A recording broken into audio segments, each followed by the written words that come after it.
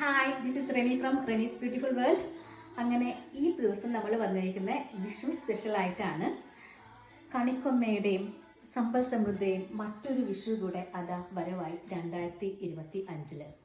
അപ്പം ഇന്ന് നമുക്ക് ഒരു സ്പെഷ്യൽ ഗസ്റ്റ് ഉണ്ട്. ആരാന്ന് പറയട്ടെ, ഞാൻ പരിചയപ്പെടുത്തി തരാം കേട്ടോ. അത് മറ്റാരുമല്ല, എൻ്റെ ഹസ്ബൻഡാണ് ജോജോ.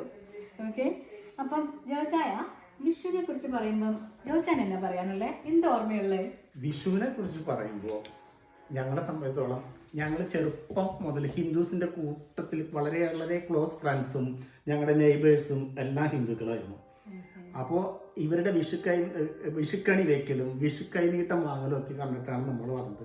മെയിനായിട്ട് നമുക്ക് കയ്യിൽ നിന്ന് കിട്ടുന്ന വിഷുക്കൈ നീട്ടം, അതാണ് നമ്മുടെ മെയിൻ സന്തോഷം. അതെനിക്കും ഇഷ്ടമാണ്. കുട്ടിക്കാലത്തിന് വിഷു കഴിഞ്ഞിട്ടെന്നൊക്കെ പറഞ്ഞാൽ നമുക്ക് സന്തോഷമല്ലേ.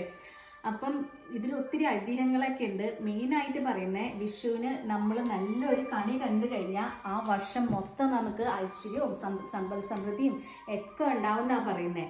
മാത്രമല്ല, മലയാളികളുടെ ഒരു പുതുവത്സരം കൂടിയാണ്, അല്ലെങ്കിൽ ഒരു ന്യൂ ഇയറും കൂടിയാണ് ഈ വിഷു എന്ന് പറയുന്നത്. ഇവിടെ പറയുകയാണെങ്കിൽ സ്പ്രിംഗ് സീസണിന്റെ ഒരു വരവും എല്ലാം അറിയിക്കുന്നതാണ്. അതാണ് ഫുള്ള് മഞ്ഞപ്പും, അതാണ് ഈ വിഷു എന്ന് പറയുന്നത്.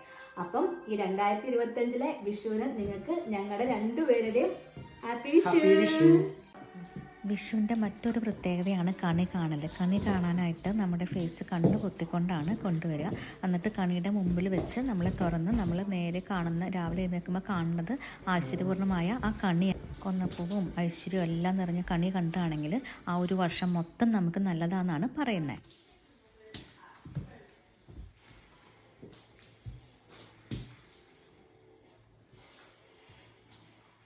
പിന്നെ മറ്റൊരു പ്രത്യേകത, നമുക്ക് പുതിയ വിഷുക്കൈ നീട്ടവും വിഷുക്കോടിയും കിട്ടും.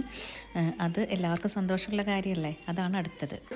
സംഗീതം ഇല്ലെങ്കിൽ എന്തുവാ ഉള്ളത്? അപ്പം നമുക്കൊരു സംഗീതം കൂടെ ആസ്വദിക്കാം അല്ലേ?